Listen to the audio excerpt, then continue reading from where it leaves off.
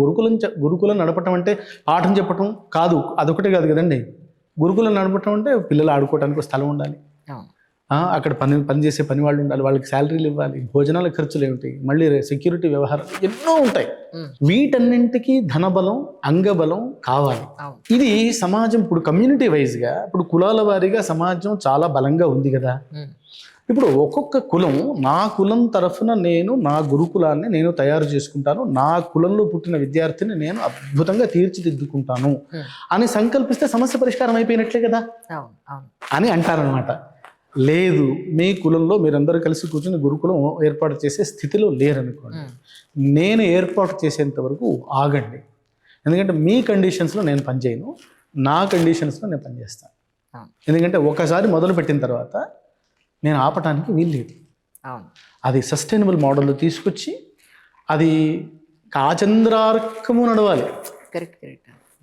ఇప్పుడు ఇవి విద్యారణ్యం సంకల్పం నేనున్నాను అనుకోండి, నేను ఎలా ఉండాలి అని నేను కోరుకుంటానంటే, ఒక మర్రి గింజ ఉంటుంది, దాన్ని గింజనవ్వాలి నేను.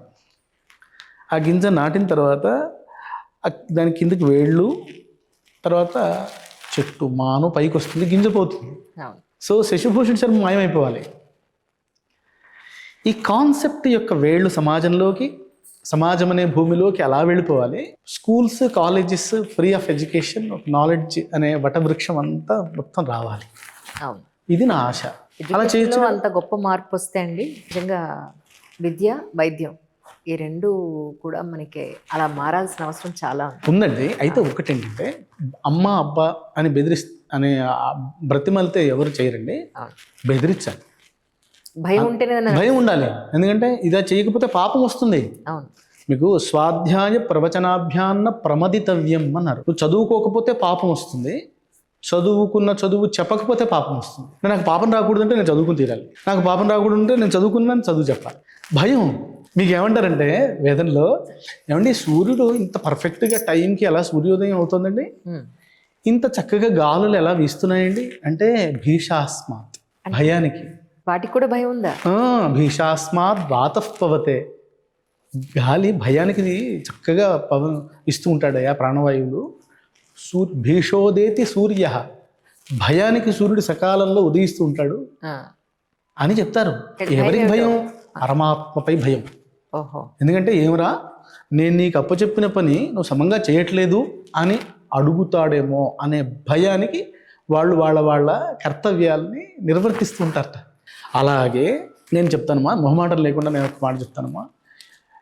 ఇక్కడ మనం పుట్టినందుకు మనము ఒక భగవంతుని యొక్క ప్లానింగ్లో ఇక్కడికి వచ్చాం. మనిష్టం కాదు, మనిష్టమై రాలేదు, మనిష్టమైన దేహం కాదు ఇది, మనిష్టమైన స్థలం కాదు ఇది. ఇది ఒక ప్రణాళికలో భాగం. ఆ ప్రణాళికకి తగ్గట్లుగా మనం నడిచి తీరాలి. మన మానసిక స్థితిని దానికి తగ్గట్లుగా మలుచుకుని తీరాల్సిందే. మన ఇష్టం ఏం లేదు ఇక్కడ, అంతా నియమానుసారంగా జీవించాల్సిందే కదా. ఇలా చెప్పటానికి భయపడితే ఎట్లాగా? నేను అనుకుంటాను, నేను చెప్తానండి స్పష్టంగా, నాకెవరితోని మొహమాటం లేదండి. నేను ఎవరిని ఇంప్రెస్ చేయడానికి నేను మాట్లాడను. మొన్న ఎవరో ఒక పెద్ద ఆయన వచ్చారు, అమెరికా నుంచి వచ్చారు, పాఠశాల గురించి తెలుసుకున్నానండి, మీకు హెల్ప్ చేయడానికి వచ్చానండి అన్నారు. చాలా సంతోషం అన్నాను. చాలా చెప్పారు, చాలా సంతోషం అన్నాను. తర్వాత ఏమన్నానంటే, మీరు ఇంతవరకు చెప్పిన దాన్ని దేన్ని నేను నమ్మనండి అన్నాను. అదేంటి? ఎందుకు అంటే, నేను ఇలా చాలా విన్నానండి, మీరు చెప్పిన దాంట్లోంచి ఏదన్నా ఒకటి చేయటం మొదలు పెడితే అప్పుడు నమ్ముతాను అన్నాను. అలాగే అంటాను కూడా, ఎందుకంటే నాకేం మొహమాటం లేదు. విడిగాను పిల్లలు వాయిస్తున్నారండి? పిల్లలు వాయిస్తారు. పిల్లలకి సంగీతం, మృదంగం, సంగీతంలో ఫ్లూట్, మృదంగం, వీణ అభ్యాసం చేయిస్తాం. వోకల్ కూడా నేర్పిస్తాం పిల్లలకి. మంది ఫ్యాకల్టీ ఉన్నారా? ఉన్నా, ఫ్యాకల్టీ ఉన్నా. మేము ఏం చేస్తామని చెప్పాలి మీకు. నేను హాలిస్టిక్ డెవలప్మెంట్ అంటే వ్యక్తిత్వ వికాసానికి ఒక 4 విభాగాలు నేను అనుకున్నానండి. అంటే వేద విద్య మనని మనం ఆవిష్కరించుకోవటానికి, ఆ తపస్సు దాంతో మనని మనం ఆవిష్కరించుకుంటాం. లౌకిక విద్య ఈరోజు సమాజంలో మనని మనం ఈరోజు సమాజాన్ని మనం నడపటానికి, మనని మనం రిలవెంట్ చేసుకోవటానికి. మనలో సంవేదన రావాలి. మనలో అవతలి వాడు కష్టపడుతుంటే అయ్యో అనేటువంటి ఒక సంవేదన అంటాం కదా, అది ఉండాలి. సెన్సిటివ్నెస్ అది ఉండాలంటే ఏ బాడీని మనం యాక్టివేట్ చేసుకోవాలి? ఆ బాడీని యాక్టివేట్ చేసుకోవటానికి సంగీత సాధన మనకు ఉపయోగపడుతుంది. మీరు ఎప్పుడైతే స్వర సాధన చేస్తారో మీరు ఎలాంటి మానసిక స్థితితో కలిసినటువంటి వ్యక్తితో కలిసినా, అంటే ఏ లెవెల్లో ఆలోచించే వ్యక్తితో అయినా మీరు కలిసి పనిచేయగలుగుతారు.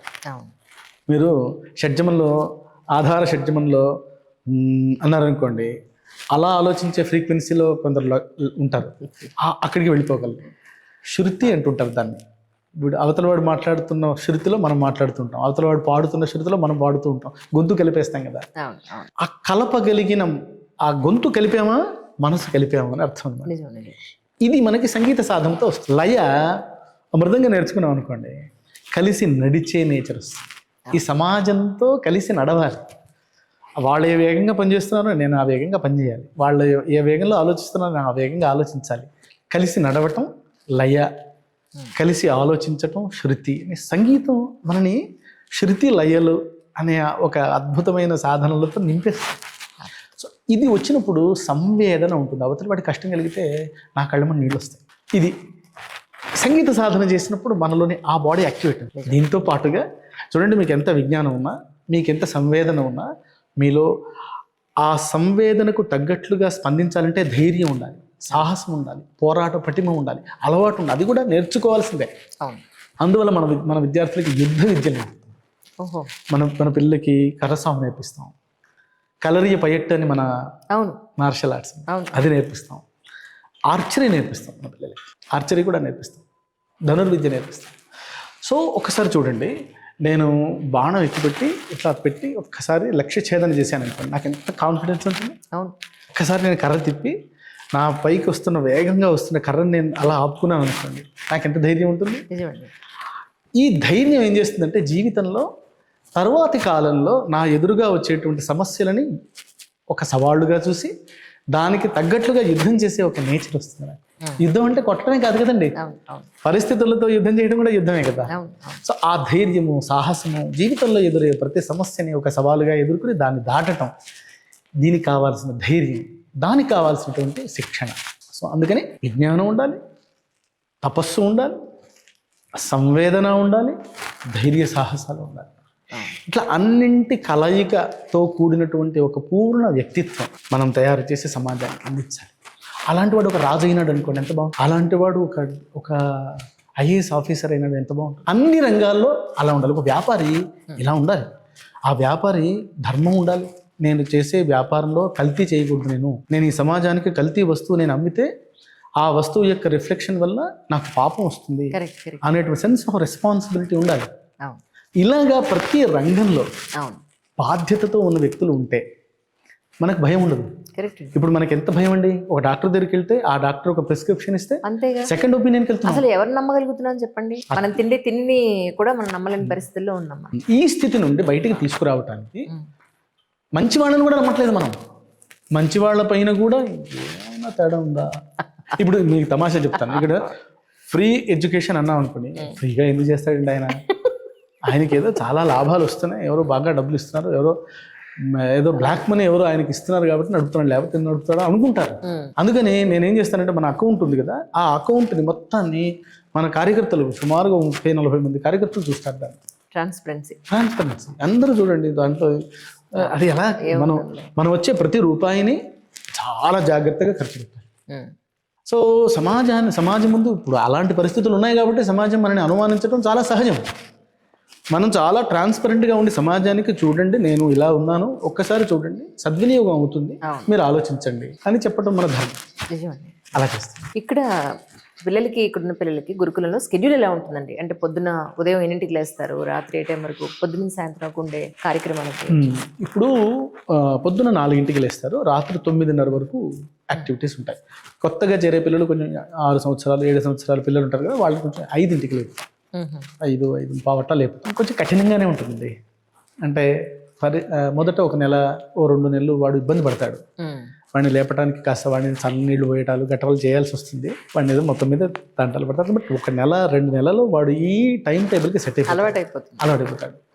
ఎందుకు ఇంత కఠినం, ఎందుకు ఇంత అంటే చదువు కదండి, మరి తపస్సు కదా. ఇప్పుడు మన లక్ష్యం ఏమో గర్భాలయంలో పెట్టేటువంటి విగ్రహాన్ని చెక్కాలి. ఉమ్. ఇప్పుడు ఆ మెట్టు చెక్కటానికి ఏముందండి, రాయిని ఇలా ఒక దెబ్బ, ఇలా ఒక దెబ్బ, ఇలా ఒక దెబ్బ, ఇలా దెబ్బ కొడితే రాయి, అదే రాయి, అవును. కానీ మెట్టు అయిపోతుంది. కానీ మన లక్ష్యం ఏమో గర్భగుడిలో విగ్రహాన్ని తయారు చేయాలి కదా. ఎన్ని దెబ్బలు తినాలి? మరి ఆ విగ్రహాన్ని అందంగా తయారు చేయాలి. సో దానికి చాలా గట్టిగా దెబ్బలు కొట్టే దెబ్బలు ఉండాలి. చాలా కన్ను దగ్గర చాలా చాలా అందంగా చెక్కాలి.